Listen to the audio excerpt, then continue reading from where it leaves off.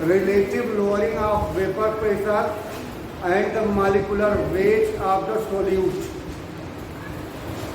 ठीक है, हमने लास्ट में स्टडी किया था कि किसी विलयन के वाष्प दाब का आपेक्षिक अवनमन और विलयन में उपस्थित विलीय पदार्थ के अणुभार में क्या संबंध है, क्यों?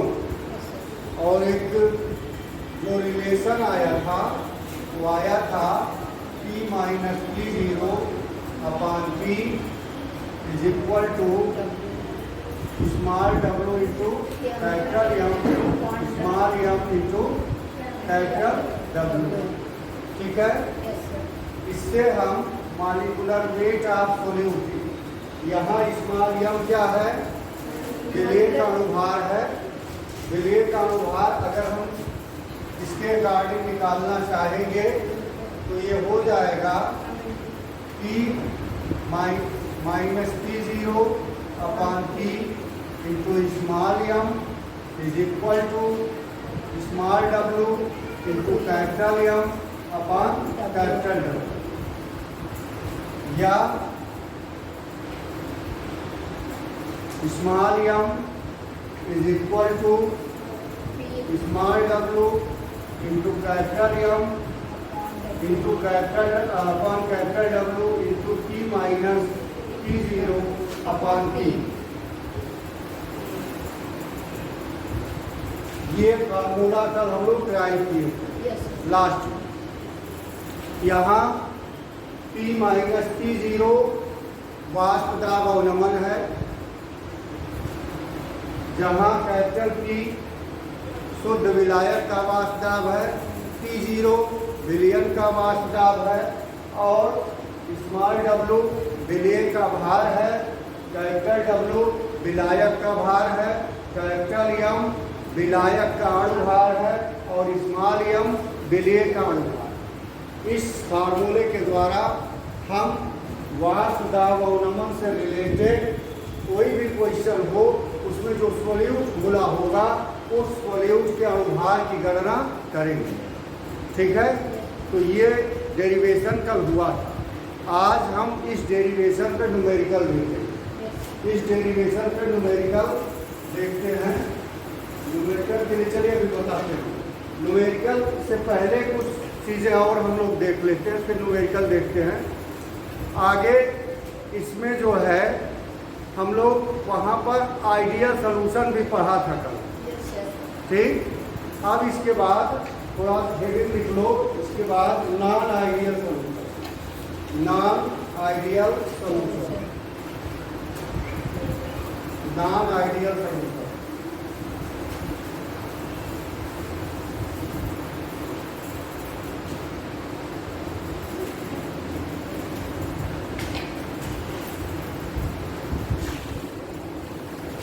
Non ideal solution. Ideal solution कल हमने बताया था वह विलयन जो ताप तथा सांद्रण की सभी स्थितियों में राउल्ट के नियम का पालन करता है। ऐसे विलयन को आइडियल सॉल्यूशन कहते हैं, आदर्श विलयन कहते हैं। ऐसे विलयन जो ताप और सांद्रण की सभी स्थितियों में राउल्ट के नियम का पालन करते हैं, ऐसे विलयन को हम क्या कहते हैं? आइडियल सॉल्यूशन, आदर्श विलयन। लेकिन यहाँ आदर्श विलयन नहीं पढ़ना है, यहाँ अनादर्श विलयन पढ़ना है, नॉन आइडियल सॉल्यूशन। तो ठीक है, नॉन आइडियल सॉल्यूशन वह सॉल्यूशन होगा जो किसी भी परिस्थिति में राउल्ट के नियम का पालन नहीं करता। ठीक है, लिख लीजिए, लिखना चाहे द सॉल्यूशन का मतलब क्या होता है? विचलन। जैसे अभी हम लोग देख रहे थे कि ऐसे सॉल्यूशन जो राउल्ट के नियमों का पालन नहीं करते हैं उन्हें हम नॉन आइडियल या अनादर्श सॉल्यूशन कहते हैं। तो क्यों नहीं करते हैं?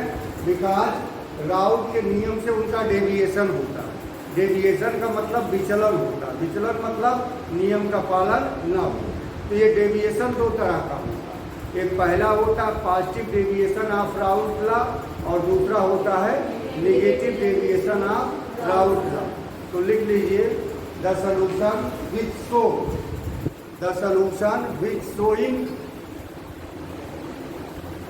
Showing the positive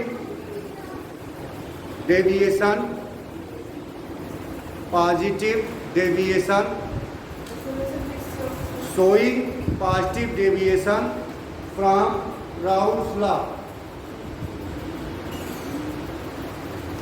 Their molecular structure is different. Second, लिख लीजिए second, the solution of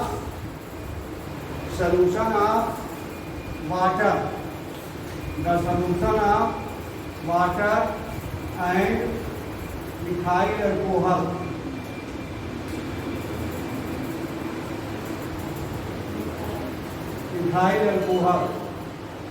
The solution of water and ethyl alcohol.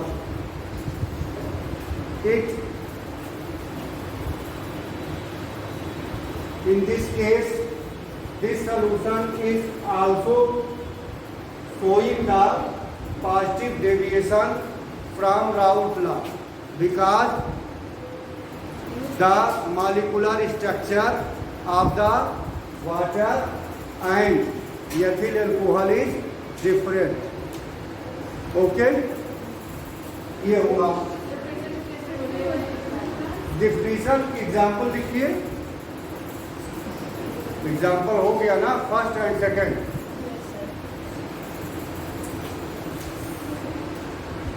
Reason है because the molecular structure of water and ethyl alcohol is totally different, so they do not obey the Raoult's law. Next, the solution showing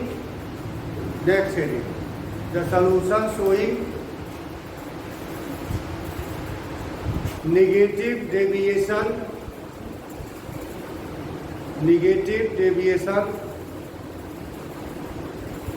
from Raoult's law.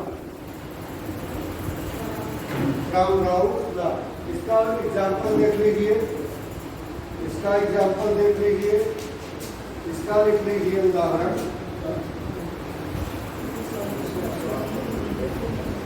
इसका उदाहरण देख लीजिए। Next, pyridine and acetic acid।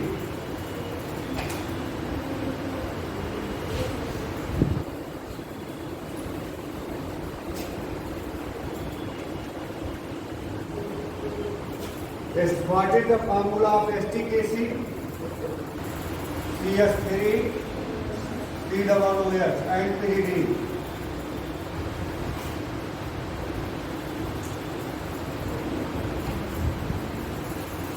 Next example,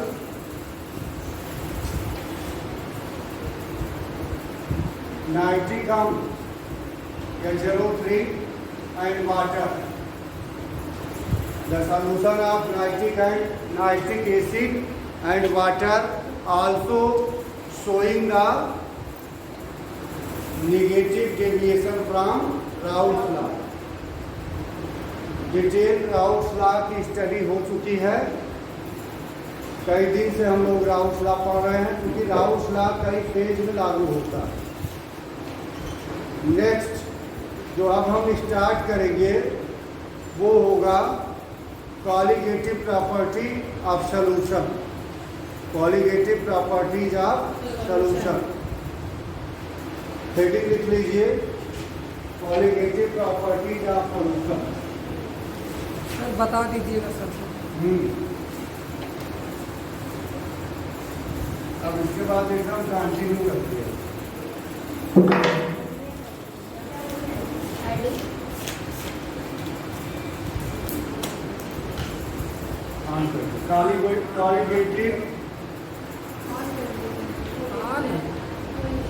colligative properties of solution.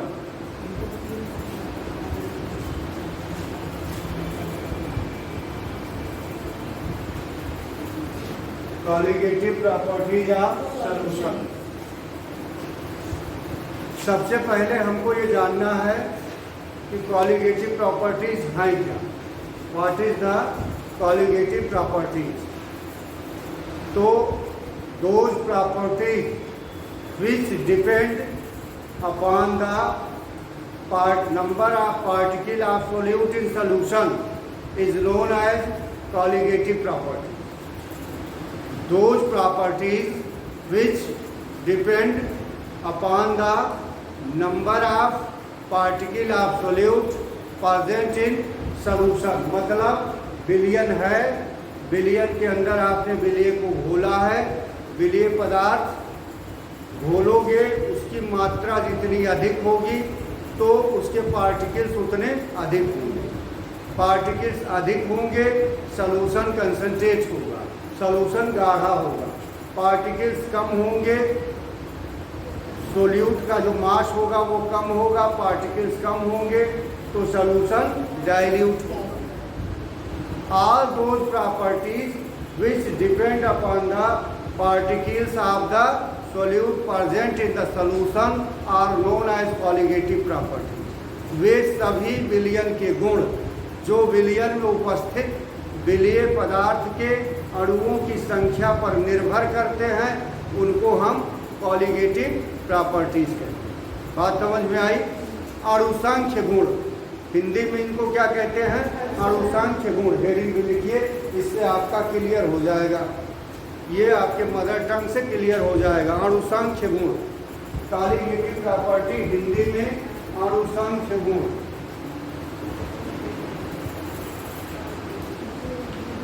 अणुसंख्य गुण इससे स्पष्ट है, नाम से ही अणुसंख्य गुण मतलब ऐसा गुण जो विलयी पदार्थ के अणुओं की संख्या पर निर्भर करता है। क्यों? अणुसंख्य का क्या अर्थ होता है? अणुओं की संख्या, किसके अणुओं की संख्या? विलय के अणुओं की संख्या। तो वे सभी गुण विलयन के जो विलयन में उपस्थित विलयी पदार्थ के अणुओं की संख्या पर निर्भर करते हैं, उन्हें उनका अणुसंख्य गुण लिख लीजिए, लिखना चाहें। Those properties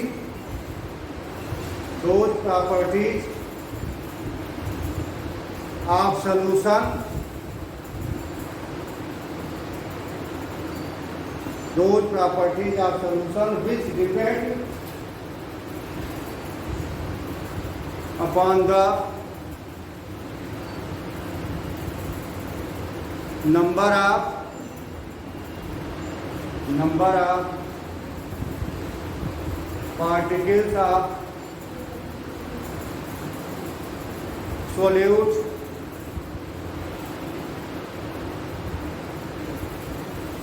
in solution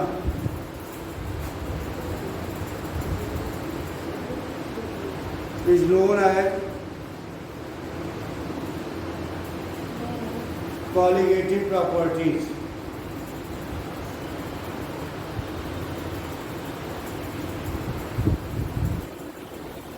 There are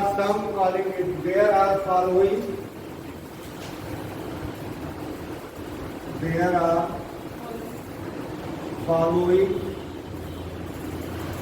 लिख दीजिए। There are following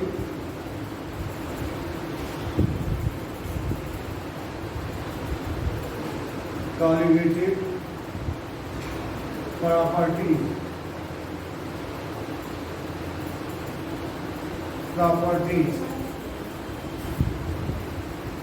First, relative lowering of vapor pressure. Relative lowering of vapor pressure. Relative lowering of vapor pressure. Relative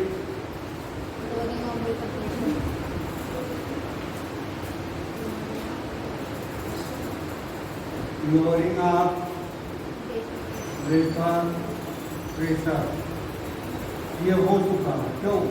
पहले फिर बताएं। Second, elevation in boiling point।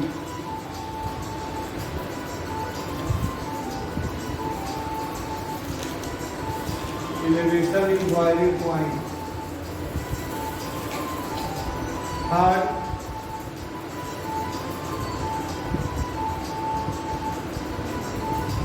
depression in freezing point.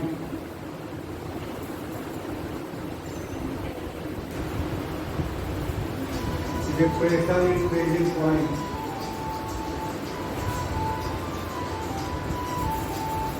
आज class में रख 20 minute बाद चलते हैं। Depression in freezing point. 4,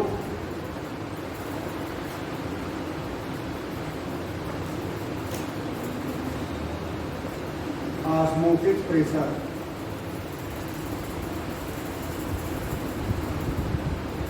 osmotic pressure.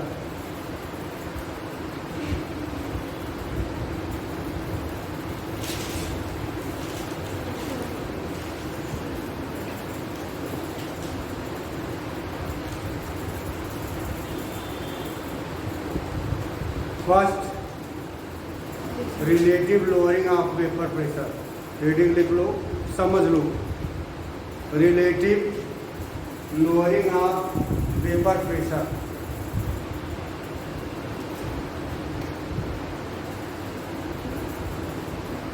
Relative lowering of vapour pressure. Vapour pressure क्या है? What is the vapour pressure? ये हम लोग पढ़ चुके हैं पहले भी। Relative lowering of vapour pressure, इससे पहले हम वेपर प्रेशर क्या है इसको जान लें। What is the vapour pressure? Vapour pressure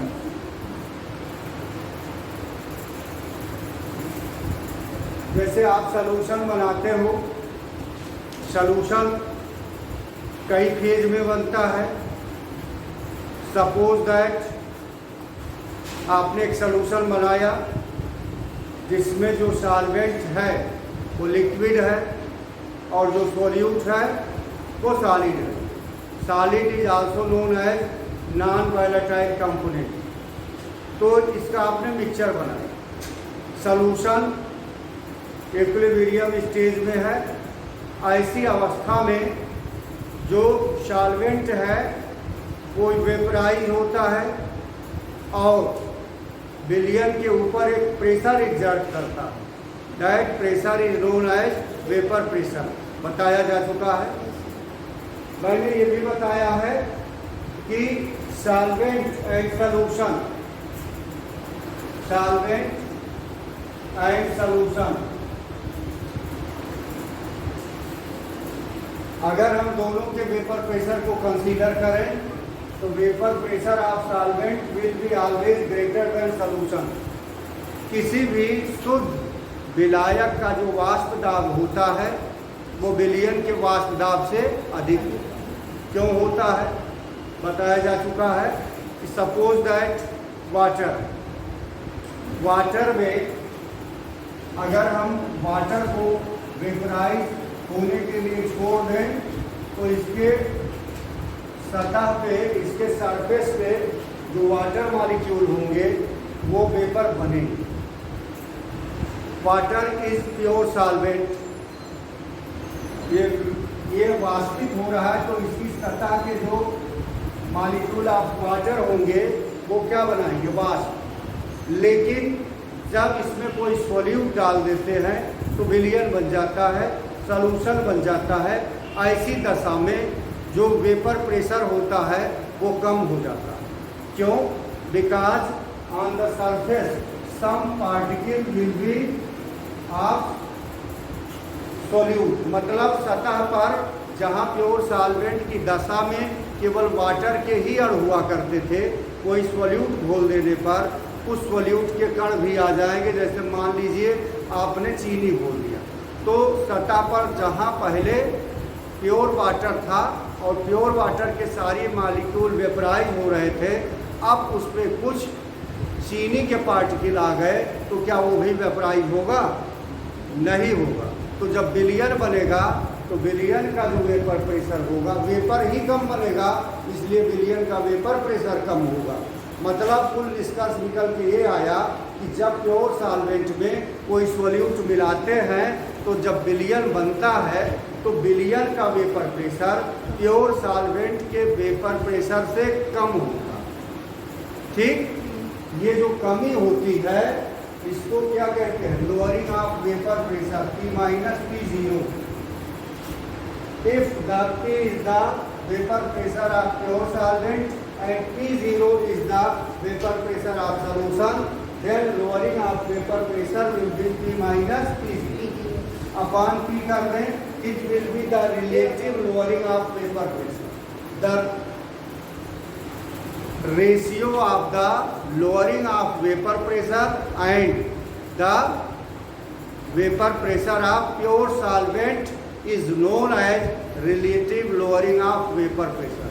किसी विलयन में होने वाला वाष्प दाब अवनमन और शुद्ध विलायक के वाष्प दाब का अनुपात आपेक्षिक वाष्प दाब अवनमन कहलाता है। ये है, और ये डिपेंड किस पे करता है, it is depend upon the particles of solute present in the solution. किसी विलयन के अंदर कितना वेपर प्रेशर की लोअरिंग होगी, कितना वेपर प्रेशर उसका कम हो जाएगा, ये डिपेंड करेगा उसमें कितने सॉल्यूट के पार्टिकल घुले हुए। अगर सॉल्यूट के पार्टिकल ज़्यादा घुले हुए हैं तो वेपर प्रेशर उसका बढ़ेगा कि घटेगा। सॉल्यूट के पार्टिकल आप ज़्यादा घोल रहे हो तो जो विलयन बनेगा उसका वेपर प्रेशर घटता जाएगा कि बढ़ता जाएगा, है घटेगा। बिल्कुल सही बताया। अरे भाई प्योर सॉल्वेंट है तो वो पूरा का पूरा वेपर बना रहा, थोड़ा शांति से, पूरा का पूरा वेपर बना रहा।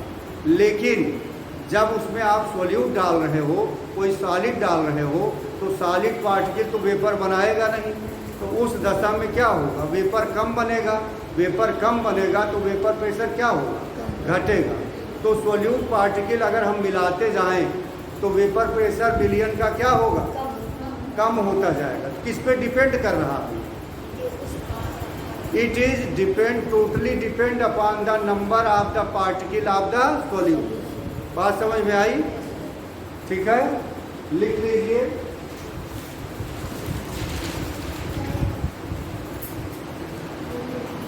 The ratio of lowering of vapor pressure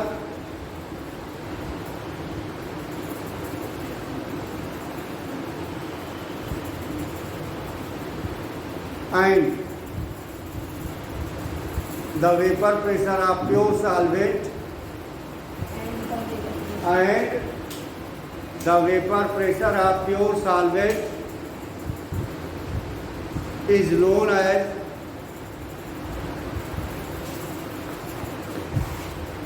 relative lowering of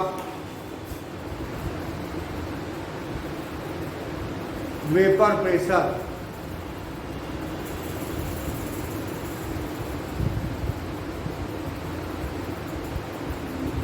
paragraph change करके लिखिए, this relative lowering of vapour pressure is, this relative lowering of vapour pressure is,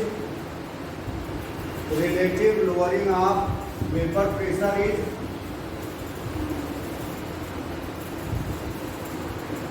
relative lowering of vapor pressure is directly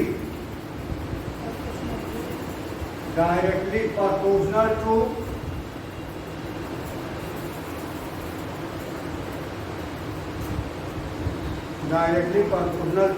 number of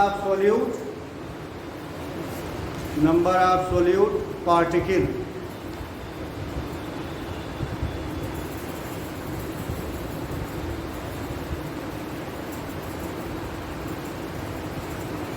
So this property depend upon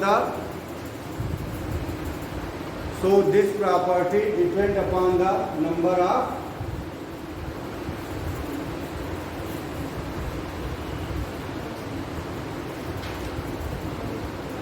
number of the solute particle.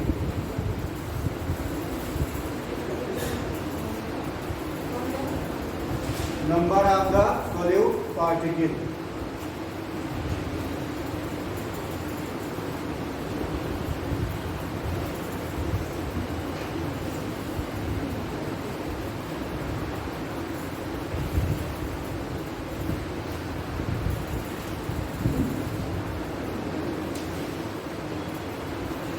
Relative lowering of vapor pressure is equal to mole fraction of solute according to Raoult's law. बताया जाता है. Yes, sir. According to Raoult's law, relative lowering of vapor pressure is equal to mole fraction of solvent. It is the mole fraction of solvent. किसी भी विलयन में होने वाला अपेक्षित वाष्प दाब अवनमन उस विलयन में उपस्थित विलेय पदार्थ के मोल प्रवाह के बराबर होता है. इससे भी सिद्ध होता है कि किसी भी विलयन का अपेक्षित वाष्प दाब अवनमन विलेय के मोलों की संख्या पर निर्भर करता है, विलेय के अणुओं की संख्या पर निर्भर करता है. This is a colligative property. मतलब अपेक्षित वाष्प दाब अवनमन एक अणुसंख्य गुण है जो विलयन में उपस्थित विलेय के अणुओं की संख्या पर निर्भर है. ये हो गया एक रिलेशन. अभी हम लोगों ने देखा है क्या, relation of the lowering of vapour pressure and the molecular weight of the solute. उससे रिलेटेड कुछ क्वेश्चन हम लोगों को करने हैं. ठीक है. अब हम लोग क्वेश्चन देखेंगे. 5/200 is equal to 2/m.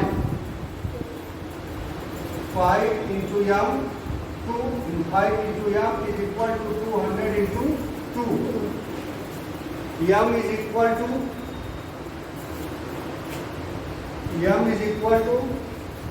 200 into 2 upon 5. 5 4 ja 20. 40 into 2 is equal to 80. Molecular weight of the non-volatile solute will be 80. इसमें जो 2 ग्राम नॉन वॉलेटाइल सॉल्यूट को आपने घोला उसका मॉलिक्यूलर वेट कितना होगा? 80 होगा. ये इस मेथड से आ गया कैलकुलेट.